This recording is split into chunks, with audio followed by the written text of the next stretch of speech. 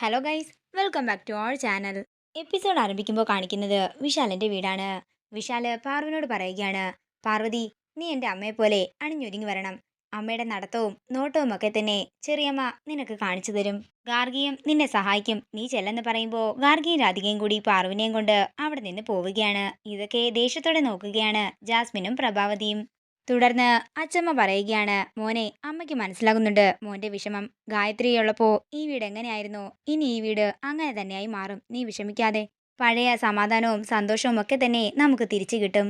നേരം രാത്രിയാകുന്നു. പിന്നീട് കാണിക്കുന്നത് അംബിക വിളക്ക് വെച്ച് പ്രാർത്ഥിക്കുന്നതാണ്. നേരം ഇത്രയായിട്ടും ഈ പല്ലവിയെ ഇങ്ങോട്ടേക്ക് കണ്ടില്ലല്ലോ. അതേസമയം പല്ലവി അങ്ങോട്ടേക്ക് വരുമ്പോ അംബിക പല്ലവിയെ വഴക്ക് പറയുകയാണ്, നിന്നോട് ഞാൻ പലവട്ടം പറഞ്ഞിട്ടുള്ളതാണ് സന്ധ്യയാകുന്നതിന് മുമ്പ് വീട്ടിൽ കയറണമെന്ന്. എൻ്റെ അമ്മേ, അതിനധികം സമയമൊന്നും ആയിട്ടില്ലല്ലോ. ഞാനും സുരഭിയും കൂടി കൊച്ചമ്പലത്തിലിരുന്ന് മാല കെട്ടുകയായിരുന്നു. അതിന്റെ ഇടയ്ക്ക് ഞാൻ ഇവിടെ വന്നപ്പോഴേ ഇവിടെ ആരുമില്ലായിരുന്നു. അമ്മ എവിടെ പോയതാ? ഇത് കേൾക്കുന്ന അംബിക പറയുകയാണ്, ഞാനേ അച്ചാറ് കൊടുത്തതിന്റെ പൈസ വാങ്ങാൻ പോയതാ. എന്നിട്ട് അമ്മ ആരോടെങ്കിലും പറഞ്ഞിട്ടാണോ പോയതെന്ന് പല്ലവി ചോദിക്കുമ്പോ അതിന് പറയാൻ ഇവിടെ ആരെങ്കിലും ഉണ്ടായിരുന്നോ എന്ന് അംബികയും ചോദിക്കുന്നു. നീ ഈ കാര്യം പറഞ്ഞപ്പോഴാ ഞാൻ ഓർത്തത്. ഞാൻ പോകാൻ നേരമേ എന്റെ പണക്കുടുക്കയില് ഒരു 150 രൂപ ഉണ്ടായിരുന്നു. ഞാൻ തിരിച്ചു വന്നപ്പോ അതിൽ നിന്നും 50 രൂപ കുറഞ്ഞിരിക്കുന്നു. അതാരാ എടുത്തത്? നീ ഇതിന്റെ ഇടയ്ക്ക് ഇവിടെ വന്നെന്നും പറയുന്നുണ്ട്. സത്യം പറഞ്ഞോ, നീയല്ലേ ആ പൈസ എടുത്തത്? ഇത് കേൾക്കുന്ന പല്ലവി മിണ്ടാതെ നിൽക്കുമ്പോ അംബിക പറയുകയാണ്, വന്ന് വന്ന് നീ മോഷണവും തുടങ്ങിയല്ലേ. പണം കൊടുക്കുന്ന ഒരു 50 രൂപ എടുക്കുന്നതേ ATM-ൽ നിന്നും പണം എടുക്കുന്നത് പോലെയാ. എന്റെ കയ്യിൽ പണം വരുമ്പോ ഞാൻ തിരിച്ചു തന്നോളാം എന്നൊക്കെ പല്ലവി പറയുമ്പോ അംബിക ചോദിക്കുകയാണ്, അല്ല, നിനക്കിപ്പോ എന്തിനായിരുന്നു 50 രൂപ? എനിക്കൊരു അത്യാവശ്യമുണ്ടായിരുന്നു. എനിക്കൊന്ന് ചേച്ചിയെ വിളിക്കണമായിരുന്നു. ചാർജ് ചെയ്ത് കൊടുത്താൽ മാത്രമേ വിളിക്കാൻ പറ്റൂ എന്നാ സുരഭി പറഞ്ഞത്. ഇത് കേൾക്കുന്ന അംബിക ചോദിക്കുകയാണ്, എന്നിട്ട് നീ പാർവിനെ വിളിച്ചോ? അവൾ എന്താ പറഞ്ഞത്? അവൾക്ക് സുഖമല്ലേ? അയ്യോ, ചേച്ചിയുടെ കാര്യം പറഞ്ഞപ്പോ അമ്മയ്ക്ക് എന്താ സ്നേഹം. ചേച്ചി അവിടെ ഇല്ലെന്നാ വിപിൻ സാറ് പറഞ്ഞത്. ചേച്ചി പോലീസ് സ്റ്റേഷനിലാണത്രേ. അയ്യോ, എന്റെ മോള് പോലീസ് സ്റ്റേഷനിലോ? എന്താ മോളെ, എന്താ ഉണ്ടായതെന്ന് അംബിക ചോദിക്കുമ്പോ, ഞാൻ അന്ന് അവിടെ പോയപ്പോഴേ അവിടെ ഒരു പണക്കാരി ചേച്ചി ഉണ്ടായിരുന്നു, ജാസ്മിൻ. അവര് ചേച്ചിക്കെതിരെ എന്തോ കേസ് കൊടുത്തെന്നാ വിപിൻ സാറ് പറഞ്ഞത്. ഇത് കേൾക്കുന്ന അംബിക മുഖം മാറുന്നത് ശ്രദ്ധിച്ചിട്ട് പല്ലവി പറയുകയാണ്, വിഷമിക്കുകയൊന്നും വേണ്ട. ശാലേട്ടൻ പോയി കൂട്ടിക്കൊണ്ടുവന്നെന്നാ വിപിൻ സാർ പറഞ്ഞത്. ഇതാ പറയുന്നത്, പണം കയ്യിലുണ്ടെങ്കിൽ കേസുമില്ല കോടതിയുമില്ല.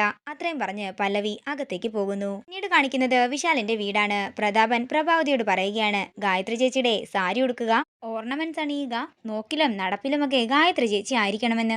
അങ്ങനെയൊന്നും അളിയൻ പറഞ്ഞിട്ടുണ്ടാകില്ല ചേച്ചി.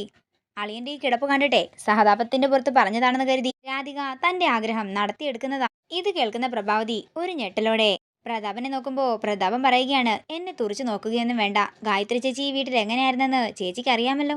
എല്ലാം ഗായത്രി ചേച്ചിയാണ് തീരുമാനിച്ചു കൊണ്ടിരുന്നത്. ഗായത്രി ചേച്ചി തീരുമാനിക്കും, എല്ലാവരും അതുപോലെ നടക്കണം. അത്ര തന്നെ, ഒരു അമ്മ മഹാറാണിയെ പോലെ. ഇനി അവൾ അണിഞ്ഞൊരുങ്ങി വന്നിട്ട് പറയും, അമ്മ ഇവിടെ വരൂ എന്ന്. അപ്പൊ ചേച്ചി താണു വണങ്ങി അവളുടെ മുമ്പിൽ പോയി നിൽക്കേണ്ടി വരും. അതാകും സംഭവിക്കാൻ പോകുന്നത്. നമ്മള് തോറ്റുപോയി ചേച്ചി എന്ന് പ്രതാപൻ പറയുമ്പോ പ്രഭാവതി ദേഷ്യത്തോടെ പറയുകയാണ്, നിർത്തടാ. കുറെ നേരമായി അവനവന്റെ വർണ്ണന തുടങ്ങിയിട്ട്. ജയിക്കാനായി മാത്രം ജനിച്ചവളാണ് ഈ പ്രഭാവതി. അവളെന്നോട് ആജ്ഞാപിക്കാൻ വരികയാണെങ്കിലേ അവളുടെ നാവ് അങ്ങോട്ട് പിഴുതെടുത്ത് കുപ്പയിലേക്ക് എറിയും ഞാൻ.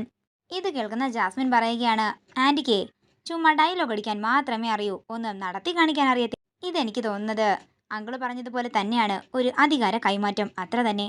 പാർവതിയേക്കാൾ താഴെയാണ് ഇവിടെയുള്ള എല്ലാവരും എന്നുള്ളൊരു പ്രഖ്യാപനമാണിത്.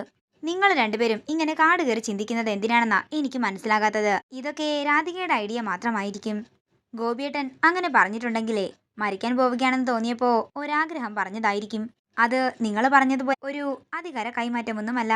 അതുകൊണ്ട് മരിച്ചുപോയ അമ്മായിയമ്മയുടെ ഉടുപ്പും ചെരുപ്പും ഒക്കെ അവൾ ഇട്ടുകൊണ്ട് നടക്കട്ടെ എന്നാണോ ആന്റി പറയുന്നത്?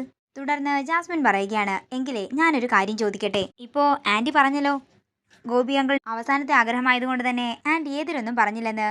ഇനിയിപ്പോ വിശാൽ പറഞ്ഞാലോ പാർവതി ഇനി ഇങ്ങനെ തന്നെ നടന്നാൽ മതിയെന്ന്, അപ്പോൾ ആന്റി ചെന്ന് പറയുമോ പറ്റില്ലെന്ന്?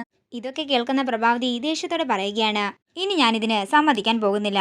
അവളെ ഗായത്രിയുടെ വേഷം കെട്ടിക്കാൻ ഞാൻ സമ്മതിക്കില്ല. നിങ്ങളൊക്കെ കണ്ടോ. പിന്നീട് കാണിക്കുന്നത് പാർവതിയെ ഗാർഗിയും രാധികയും ചേർന്ന് ഗായത്രിയെ പോലെ അണിയിച്ചൊരുക്കുന്നതാണ്. തുടർന്ന് രാധിക പറയുകയാണ്, ഗായത്രി ചേച്ചിയെ പോലെ തന്നെയുണ്ട് നിന്നെ കാണാൻ. പ്രഭാവതി അല്ലാതെ ഒരൊറ്റൊരാളും ഗായത്രി ചേച്ചിയുടെ കുറ്റം പറയുന്നത് ഞാൻ ഇതുവരെ കേട്ടിട്ടില്ലെന്ന് രാധിക പറയുന്നു. ഗായത്രിയമ്മയുടെ സ്ഥാനമാ അച്ഛൻ നിനക്ക് തന്നിരിക്കുന്നത്. ഇനി ഇവിടുത്തെ കാര്യങ്ങളൊക്കെ നീ വേണം തീരുമാനിക്കാൻ. അച്ഛൻ അങ്ങനെയാ ഉദ്ദേശിച്ചതെന്ന് ഗാർഗി പറയുന്നു.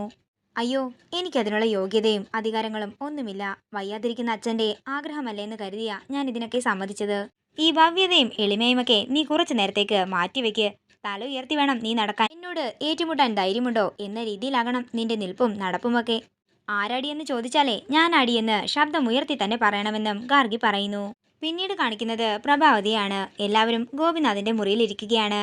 തുടർന്ന് പ്രഭാവതി പറയുകയാണ്, ദൈവകോപം കാരണമാണ് നിന്റെ അച്ഛന് സ്ട്രോക്ക് വന്നതെന്ന് പറഞ്ഞുകൊണ്ട് നിന്റെ അച്ഛമ്മ വിപിനെയും കൂട്ടി ക്ഷേത്രത്തിൽ പോയിരിക്കുകയാണ്. അമ്മ ഇവിടെ നിന്ന് മുങ്ങിയതാകും ചേച്ചി. അളിയന്റെ ആഗ്രഹമാണെന്ന് പറഞ്ഞതുകൊണ്ട് ഒരാളിവിടെ വേഷം കെട്ടുകയാണല്ലോ. ആ പേക്കോലം കാണാൻ വയ്യായിരിക്കും. അതുകൊണ്ടാ അമ്മ ഇവിടെ നിന്ന് മുങ്ങിയത്. ഉച്ചയ്ക്ക് നടയടച്ചാൽ അവൾക്ക് തിരിച്ചു വരാതിരിക്കാൻ പറ്റില്ല. ഇപ്പോഴും അവള് അണിഞ്ഞൊരുങ്ങി കഴിഞ്ഞിട്ടുണ്ടാകില്ലെന്ന് പ്രഭാവതി പറയുന്നു. ജോലിക്കാരിയെ ഗായത്രിയാക്കാൻ നോക്കുന്നു. ഇതൊന്നും നടക്കാനേ പോകുന്ന കാര്യമല്ല. അവള് എത്രയൊക്കെ ഒരുങ്ങിയാലും ഗായത്രിയാകാനേ പോകുന്നില്ലെന്നും പ്രഭാവതി പറയുന്നു. അത്രയും പറഞ്ഞ് പ്രഭാവതിയും പ്രതാപനും ജാസ്മിനും കൂടി ചിരിക്കുമ്പോ അങ്ങോട്ടേക്ക് പാർവതിയും കൊണ്ട് വരികയാണ് ഗാർഗിയും രാധികയും. തുടർന്ന് പാറുവിനെ കണ്ട് ഒരു ഞെട്ടലോടെ നിൽക്കുകയാണ് പ്രഭാവതിയും പ്രതാപനും ജാസ്മിനും. എന്നാൽ സന്തോഷത്തോടെ പാറുവിനെ നോക്കുകയാണ് ഗോപിനാഥും വിശാലും.